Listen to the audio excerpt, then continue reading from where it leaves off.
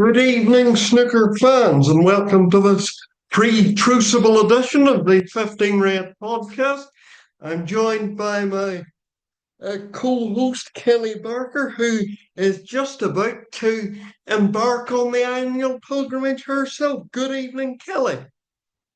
Good evening, Scott. Yes, all packed and ready for the off now, and looking forward to the Crucible as always. Great week of qualifying, and the draw has thrown up some tasty ties. So Yes, lots to talk about in the next half hour or so. yes, indeed, tremendous draw. Well, there's only one place to start in relation to qualifying, and that's Jackson Page's maximums. What an extraordinary achievement. Yeah, he's although ultimately he hasn't made it through, he was the standout story of the qualifiers, wasn't he? Winning a life-changing amount of money, really. But for what he's done, 2147s, never been done before. Incredible feat. I mean, we wondered whether somebody might win the bonus at some point because the financial incentive would make people go for it. But I think doing it getting it done in one match, absolutely incredible. I'm really pleased for him because he's a fantastic player and recently become a father. He's buying a house, so this money will make a real difference to him. And Yes, yeah, best of luck to him. yes. That was. Everybody's sort of going on about the money, and of course, the money is important. Of course, Jackson seems like the sort of boy who won't squander it either. But just in terms of snooker, the actual achievement itself. Those are two frames that we're going to be talking about for years to come. That I think was the thing struck me when I saw the two maxims. This is a thing we're actually going to be talking about. You know, the same way we talk about 85 now, we're going to be talking about that in 40 Well, years' time. Like, we'll see. I mean, he'll always be the first person to have done it as well. Like, even if other people do it in the future, he'll always have yeah, that. And I don't know if you've seen the breaks, but the 15th black on the second maximum oh was yes, it was incredible, dear me. absolutely astonishing. I was really hoping he'd back it up by making the Crucible because I thought such a feat deserves it and it would have got talked about a lot. But I'm sure he'll still get a mention. But it's a shame he's not there. But yeah, he's the young blood for the future. But we had a couple of stalwarts bowing out this week, Scott, and announcing their retirement. Yes. Joe Perry, I beg your pardon, and Dominic Dale, two great stalwarts of the game. If you follow the coverage on TNT Sports, you will hear from Dominic, and on the BBC in the early rounds, you'll hear from Joe. But what servants they've been to the game! Like, I mean, the look on Joe's face when he won that Welsh in was it 23? I think it was Uh, 22. It was, yes, 22. yes, three And years ago. yes, because he won a ranking event out in Thailand, but there was his family couldn't be there, and we know his dad had a tremendous influence on him, and so it was one of those sort of lovely, wholesome moments that our sport's so well known for him. And Joe's been a great servant to the game. Of course, he's helping Neil now, so we'll see if his efforts bear fruit at the Crucible. But best wishes to Joe, and Dominic is just Dominic. Yeah, he's in. I would echo what you've said about Joe Perry. Fantastic guy, and he'll still be around snooker for a long time yet. He's got his own club now and mentoring Neil and some punditry work. So hopefully we'll see plenty of him. But yes, Dominic, what a character. Um, Not they don't they broke the mold when they made him, I think. Yes, But yes, he was an extraordinary character. a really nice guy as well. I was lucky enough to have a chat with him once on a train journey home from Llandudno one year. We were sat on the train and really nice guy to talk to. And as much as he's a character and always jovial in front of the camera, his knowledge and just such a good guy was obvious. And both of them, I wish them the best of luck and hopefully. I think Dominic said he would want to do lots of commentary now if we're possible, and we'll be hearing him at Sheffield, and same with Joe. So yeah, all the best to them both. Oh, two great, two sort of pure snooker stalwarts. I always think they're the sort of they're the sort of players, they're fans as well. I think that's the thing that endears you to them both. Yes, you can imagine that when the dust settled on this, they'll be just fans of the game as much as we are. So Yes. yeah, great to. I'm glad they both had their moments in the sun, lifting a couple of trophies, and yeah, both had very fine careers, better than a lot of professionals ever have. So Yes. good luck to them both now.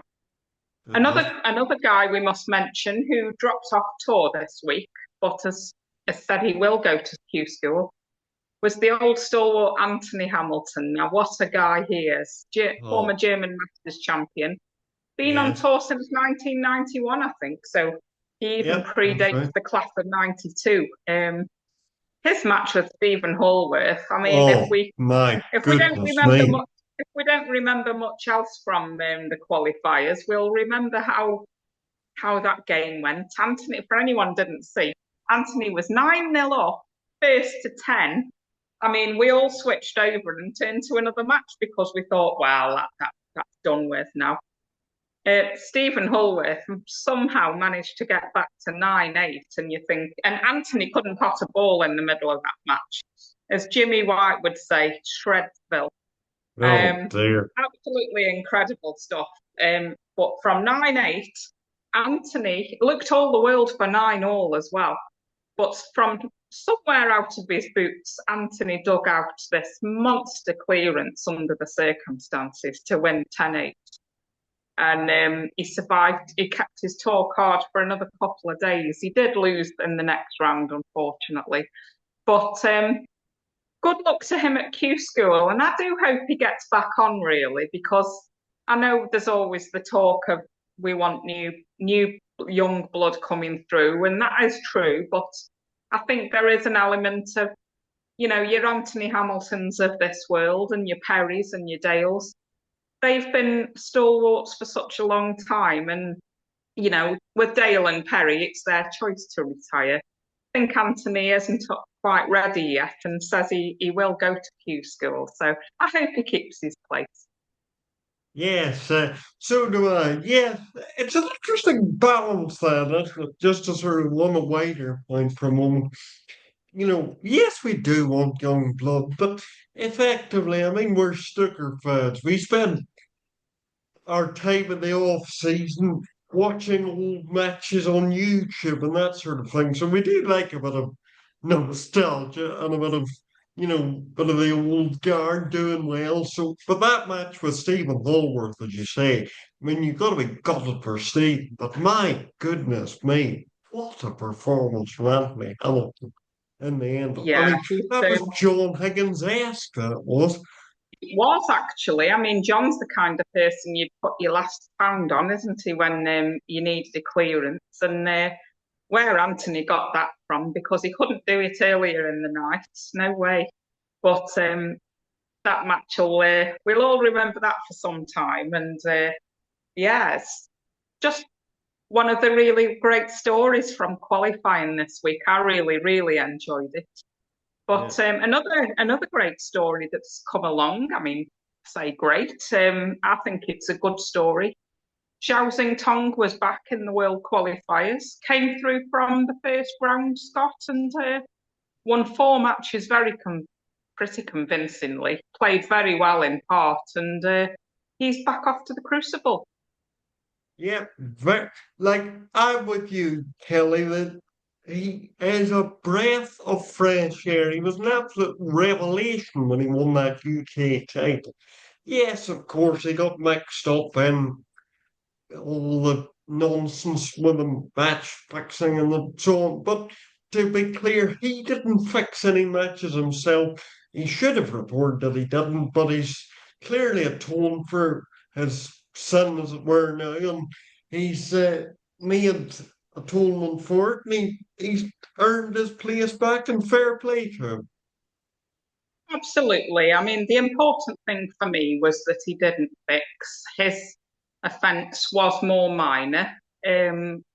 He's done his time. I think a line should be drawn under it. Let's not be, he's not Liang Wenbo. He's not done those kind of offences. I think he's back, and I'm happy to give him another chance. I love to watch him play. Like you say, he was an absolute breath of fresh air when he won that UK title. It was wonderful snooker. So I'm looking forward to seeing him back at the Crucible. He's someone who belongs on the biggest stage, I think. And yeah, I think he could do some damage. We're going to talk about the draw in a little while, and I really do think he could go quite far this year. Yes, he's definitely. I know it's a cliche that Dave and Rob and so on were using over Judgment Day, but it isn't. His is a name you want to avoid if you're a Sikh. Yes, no one will have been too happy to draw him. But Yeah. seeing as we're talking about that, we'll talk about the draw. And Zhao Tong, he got drawn. Jack Jones was the unlucky player who he's going to come up against. That's a real clash of styles, Scott. Yeah. And how do you see that one going? Well, well, the stats sort of tell us that Zhao Tong, I think, has only won one match at the Crucible, and So far, therefore, well, so far, yes, but then again, Jack Jones is one of these players. He's done absolutely nothing all season, but at the same time, yeah, he doesn't seem to do a lot, does he, pre-Crucible? But then he gets it all no, no, together no. when the World Championship comes around. Yes, yes, that, uh, yes, he's one of those that loves the Crucible as a sort of venue in itself, and the rest of his season can sort of be forgotten about. Yes, I think both of them, Jack and Tong, they're both big time players, it seems. They love the biggest stage. And really interesting one, that. Yeah, I look forward to that one. But let's start with the champion, Kyron Wilson. He'll be walking out Saturday morning. He's drawn Lei Pei Fan. I think you'd probably agree with me. Kyron could have had worse draws. I think Lei Pei Fan is a very good player, but you would expect Kyron to come through that one. Yes, if we're doing score predictions, I'd probably go something like 10-5, 10-6 there. So a decent workout for Kyron, but nothing too strenuous, I don't think. Yes, I was going to say about 10-5 as well. Just so if we're going through the scores, then what are we saying for Jack Jones and Xing Tong? I'm going to go 10-8 to Xing Tong. I'm gonna go 10. I'm gonna go 10-7 to Xing Tong, I think.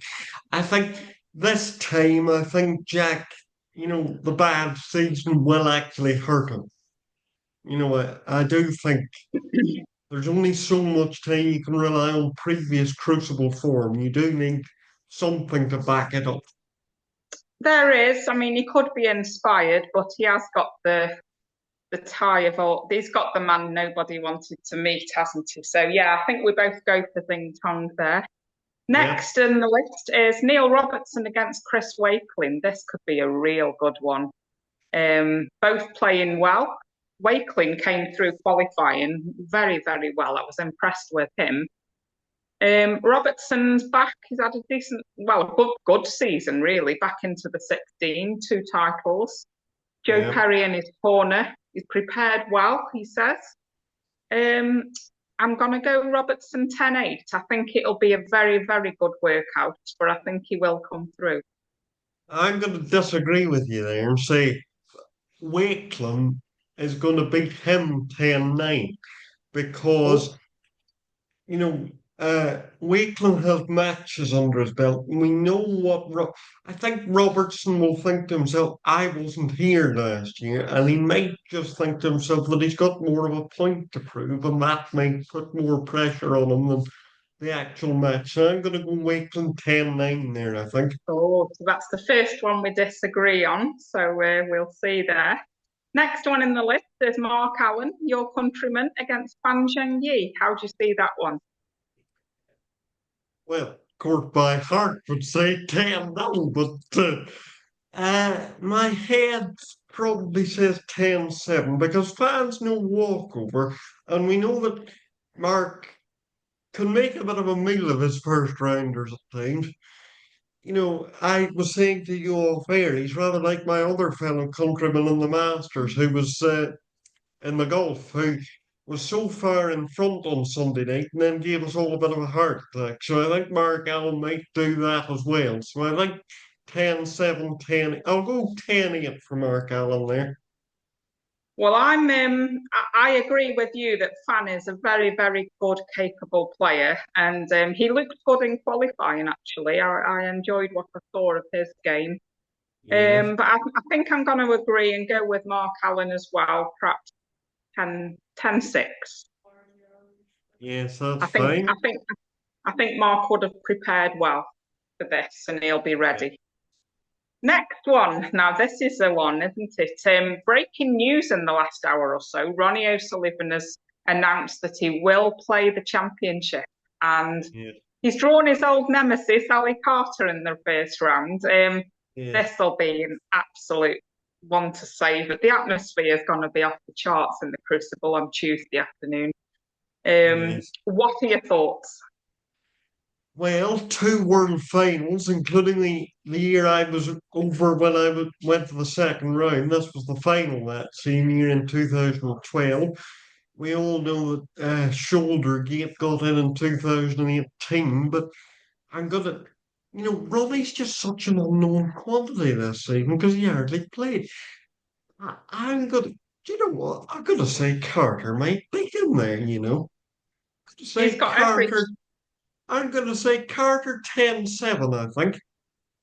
wow bold, but it, we've got so little to go on, haven't we, where Ronnie's concerned? I think he looks like he's been putting some good practice in. He was at the Saudi Arabia Academy, which he endorses. He had a maximum there apparently, and he must have been putting some good work in with this new cue that he's been practicing away with. To say that he wants to play and he's gonna play, if he's committing to it, he must have put the work in. Yes. I think it'll be very close, and it's a coin flip for me. I'm really not sure. I'm inclined to agree with you that Carter might edge it, but before these qualifiers, I don't think Carter was in the best of form either. So I'm going to go O'Sullivan 10-8. Well, that's fine. We're disagreeing on quite a few of these, Yeah, actually. oh, well, we'll have to note these down after Scott and see who's on top by the end of the tournament. On Yeah. to the next, on to the next one. We've got Zhang Anda against Pang Junzhu, the all Chinese affair.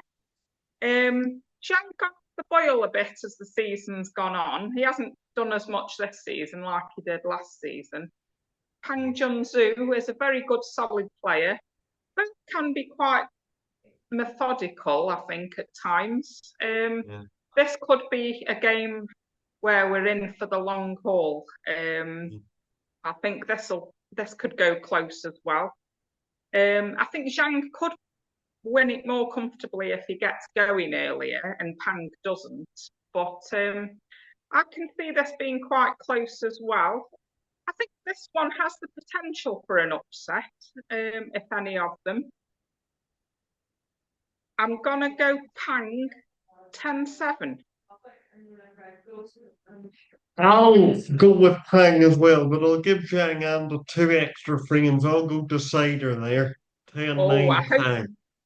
Well, I did look through my tickets and I am on that table for both sessions of the match. So I hope it does go at 10-9. And we get you know, proper thriller. Yeah. Can't beat the Crucible decider, can you? No, indeed Um, not. moving on, the next game is one that I'm really looking forward to. I think it could be a clash of great attacking snooker. CGI Wee against Dave Gilbert. I think this Hmm. could be a really, really good match. Stretch of this one because CJW obviously is on the up. Dave Gilbert, twice semi-finalist, including last year, and you know, definitely more Crucible experience. CJW sort of, we did let that big lead go against Brazil. Like he should have been in that final in 2023, really. Uh, you know, I'm gonna give Gilbert that one 10-6, I think. Yes, this is one that really could be a coin flip, go either way. Neither have had the best of seasons, I think. I think C started the season pretty well. I think he was semi-final in Saudi Arabia. Yeah. Did he reach the final? I think he did. But Gilbert hasn't really done much at all. But I thought he looked okay in the qualifiers. Tough one to pick for me. Um, I think maybe though. I think you might be right. I think I just about agree. Gilbert, maybe Penny. There's going to be a Yeah, there's going to be a lot of snooker played if all these score predictions are right because we're always going 10-8, 10-7, 10-9. yeah, Yeah, let's get them on it. yes. On to the next then. Mark Selby, the All Leicester clash against Ben Wollaston. I I, think this might be pretty comfortable for Mark, but a reasonable workout. Good to see Ben Wollaston back at the Crucible. But I think maybe a 10-6 for Mark on this one. yes, 10, yeah, 10-6. That sounds about right, I think, on the score. Actually, the interesting thing was when they did the draw this morning on Radio 5 Live, they had Mark in the studio alongside Rob Walker and Rachel and Rick from Five Live. So when Ben Wollaston's name was pulled out, Mark just dropped his head. Yeah, I think they're all good friends, aren't they? The Leicester lads do a bit of practice together sometimes, so they didn't want. Yeah, And Mark actually as well. He ended up playing Joe O'Connor last year, so playing a good friend in the first round again, someone he'll know very well. But I think yeah, Mark's in a totally different place mentally this year, and his game is in a much better place. yeah. So that's why I do think Mark will come through quite comfortably in that one. Yes, I mean, here's a question for you. Do you think the Tour Championship final will have had any effect on Mark? Well, Um, no, I think a couple of weeks have passed by now. He'll have gotten over it, and I think he'll be ready to go again. I think his game's in as good a place as any for this tournament. He's been playing so well. It was a setback, I think, against Higgins. Of course it was, but I don't think there'll be any long-term damage to him. I think he'll have a good crucible. yes, and don't forget he's won the thing 4 times and been in another final. So, like, he's not. Absolutely, there's not many with more experience with him as No, him no, no. either. So he knows how to last the course. So that's the Yeah. top half of the draw. Moving on to the bottom half. John Higgins against Joe O'Connor. I think we're both looking forward to this one. Yes, well, World Open final. Um, yes, John won that 10-6. So, recent memory, very often head-to-heads don't matter in things like this because, the Crucible is such a different beast. But I think the fact they played over a best of 19 only a matter of a month ago will stand John in good stead. Yes, Joe will be on a high because he beat the man in the qualifiers who made all the headlines, Jackson with the two maximums. But I think, the experience both with Crucible and beating Joe so recently over the same distance will carry John to success, probably 10-7, 10-8. I think 10-8 to John there.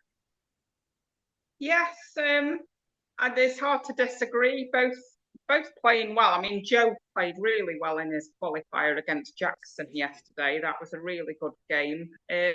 Higgins is just looking so good at the moment, though, isn't he? It could be a very close. I think a potential for 10-8, 10-9. I think I would give it to. I think John could shade it though. I would go for 10-8 to John. I'll say. Yes, yes. Moving We're on actually again. agreed. We're agreed not only on the winner there, but the scoreline, believe it or not. Oh, well, it's bound to be wrong then. Next in the list is Zhao Gudong against Matt Seltz. Now, these two get going on Saturday morning. Table two, Zhao and Matt Seltz. Could be this one could be a match for the purist. I think I could see this going long into the night. Well, yes, I could because they've both got sort of points to prove. Because Joe Godon made I think Zhao has done. Made made the breakthrough in Wuhan, but at the same time, Celt only scraped through 10-9 very late last night. So, it'll be quite difficult for him to get up for it on Saturday. So I'm going to say Zhao 10. I don't want to sound like a broken record, but Zhao 10-8, I think. 10-8 again. I think I do make Zhao favourite, although he's sort of not played so well in the most recent tournaments. But the fact that he made the Tour Championship tells you what a good season he had. Again, I would say I would agree 10-7, 10-8. I'll say 10-7 to Zhao. But it could be one that Salz could win because he just hasn't drawn a player that is on very, very top form at the moment. So Yeah. it's a difficult one to pick, but I will just side with Zhao Gudong. Yeah. Next one, I'm really looking forward to this one. Barry Hawkins against Hossein Babai. Two players who are looking really good at the moment. Barry's had a really great season, and Hossein played really well in the qualifiers. So I think this could be another firecracker. Oh, I think we could see rather a lot of centuries in this one because you remember in the match with Sean Murphy in the Tour Championship, Barry made 5, and then am I right in saying that to win his qualifier last night, Vafai made 3 in a row? He did, and I think he had 5 over the course of the match as well. So yeah, both been in great scoring form at the moment. You'd have to say Barry would be favourite because of his season-long consistency, I think. But on his day, Hossein is a very dangerous player. Barry could have had easier draws than him, but I do think Barry will take this one, and I think if he plays well, I think he'll win sort of 10-6. Yes, I'm going to go 10-6 Hawkins there because, we know Hossein can be a bit volatile and so on. So you have to put that into account as well. So Hossein But 10-6 there. yeah, same Or here. Oh, Barry Hossein, 10-6, I beg your Barry pardon. 10-6. Barry, yeah. Yes, but I think that could be one of the matches of the round as far as standard is concerned and break building, as you say. I think that could be Yes, really good. yes. Next match is one I'm really looking forward to: Mark Williams against Wu Yiza. Hmm. Both, well, Mark hasn't been playing well in recent times. He's had his eye problem. Um, and he's playing a very dangerous opponent in Wu, who I think's got a great future. I think this one could be an upset, potentially. What do you think? Yeah, well, do you know what? I'm going to go for a qualifier to win that. I'm going to go for Wu to win that purely because I just think it's going to take Mark a bit of time to get used to the contact lenses. Maybe we'll do the laser eye surgery after the World Championship. So, the preparation mightn't have quite been there. Well, we know Mark likes to enjoy himself anyway. Eyes or no eye problems or no eye problems. But, I just think the preparation might have been a little lacking because of the problems with his eyes. So I'm going to go with Yazar probably 10. We as are in decider. Final black Oh, past midnight, I think. 10-9. oh, that would be something, Scott. I hope you're right. Well, I'm a great fan of Mark Williams, so I like to see him doing well. But I do agree he's not probably had the best preparation because of the eye problem.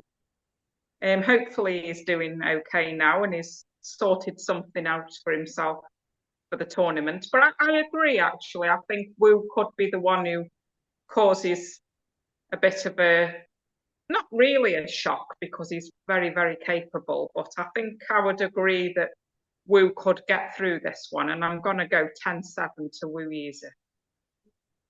Oh, you're So, not you're yeah. not being as ambitious as me then and going 10-9 on the final black, are you? No, I think if Wu could get a real run, I think he could maybe pull away towards the end. But like I say, I am a big Mark Williams fan, and 10-9, 10-9 to him, I would be very happy with. But I do like Wu. I like watching his game, and I think he's really one for the future. He could potentially be one of the best of the Chinese at some point, and made a real breakthrough this season. Yeah. But moving on, last quarter of the draw. Luca Bracel against Ryan Day. Um, Hard to know what to say about this one. Luca hasn't played for a while. Hopefully, he's been practicing and not just out riding his bike and enjoying coffee. Against Ryan Day, who he is a bit of a Crucible stalwart, always seems to get through, but doesn't have that greater record once he's there, possibly, and in more No. recent times anyway. Luca champion 2 years ago. What do you make of this one? To be honest, I would make Ryan heavy favourite, but I would make him favourite there because, to be honest, like, look at, there were a couple of finals the season after he won it, but like, there've been a few green shoots of recovery, but is he quite ready for the Crucible? Again, as we keep saying, the Crucible is such a different beast, and we know that his record before before he won it was terrible. So I just think Ryan might have a bit more what Al McManus would call table craft for him. I think Maybe. Um, 10-8 I am to Ryan there. I think. 10-8 to Ryan. I'm going to stick with Luca. I'm going to have faith that he's put the work in and he'll be ready for this. I am a fan. I love watching him play, and I'm gonna with the faith, and I'm gonna go 10-6 Luca. So yeah, that's one we disagree on. Yeah. But I think it'll be a very good match, both very attacking and good scorers. So Oh that'll be yes, yeah, certainly. one to enjoy, I think. Next is Ding Junhui against Zach Shorty, the debutant. Yeah. I think this could be very good, actually. settles quite quickly and gets a frame or two on the board early, doesn't let Ding control things, I can see Zach giving him a good game, but I do think Ding will come through. I'm going to go 10-6 to Ding. Yes, I think so as well. 10-6 to Ding, I think. Oh, so we're agreed there. Sean Yep. Murphy, Daniel Wells. I think this will be pretty comfortable for Sean, 10-4, 10-5. But that's not to say I don't believe in Daniel, because he's a very good player, been around a long time, waited a long time for his Crucible debut. But I think the form Sean's been in more recent, for most of the season actually, he might have only picked up one title at the Masters, but he's been playing well. 10-4 for me. Yes, I'm going to go 10-3 Murphy there because I think he'll be motivated by the fact it's 20 years since he last won it. In a strange Yeah, way, and that'll provide a bit of motivation he's because, we have these anniversaries every year and, you know, I think he'll be pleased to be part of one of them. So I think that'll yeah. provide an extra motivating factor. And as we know, he's been playing very well. So I think, yeah, Murphy 10-3, I think there. So on to the last match of the first round of the draw. Judd Trump against Zhao Yulong. I'm a Judd Trump fan. I'd love to see him win a second world title. Not played so well in the last couple of tournaments, but Yeah. I think he will come through this one. He could have had worse draws, I think, although Zhao Yulong is a very, very good player. I do rate him. Maybe fallen away a little bit in the last year or two, but nice to see him back at the Crucible. Very good player. I'm going to go Trump 10-6. Yes, I agree with you there. 10-6 Trump. And first time for Zhou Long since 2019. So, so obviously that's a bit of a factor too. Trump does make a bit of a meal of his first rounders, though, as we remember. So, we remember the year he won it. Like, if Tep Yes, Chaya yeah, had got that split, history could have yeah, been very I different. remember that. Yeah, I remember that. History might have been different, as you say. Um, so yeah, that completes the draw. One name, Scott. Who's your champion? Um, Hiron, I think the curse will be lifted. Wow, strong words there. I'm gonna go for Mark Selby. I've been saying this for a little while. Yeah. Um, there's it's very open tournament this year, though, isn't it? I think there's several big names really could win it. I think there's a Yeah. few each way bets to be had. And Yes. who knows what Ronnie O'Sullivan might bring to the party. Yes. It's really going to be interesting. And by the time we have the next podcast and sort of the middle of next week, we could have egg on our faces regarding some of the first round scores. But Absolutely. So yeah, we're going to be hoping to be back next Thursday, Scott, when we've got a morning off from the snooker. yes, Look, indeed. look forward to seeing how it's going up to that point. Yes, and you enjoy yourself while you're there, you lucky. But Oh, thank you. I'm sure I'll be sending you pictures and updates on, what I'm up to and what's going on. and Um, try and get, if you can, try and get a photograph with Mark for me, will you? I'll see what I can do. Yeah. Okay, then. Right, Is that well, that's it for now, folks. So, God willing, we'll be back next Thursday and we'll see you all then. Bye for enjoy now, the Kelly. enjoy the championship, everyone. See you next week. Will do. Bye. Bye.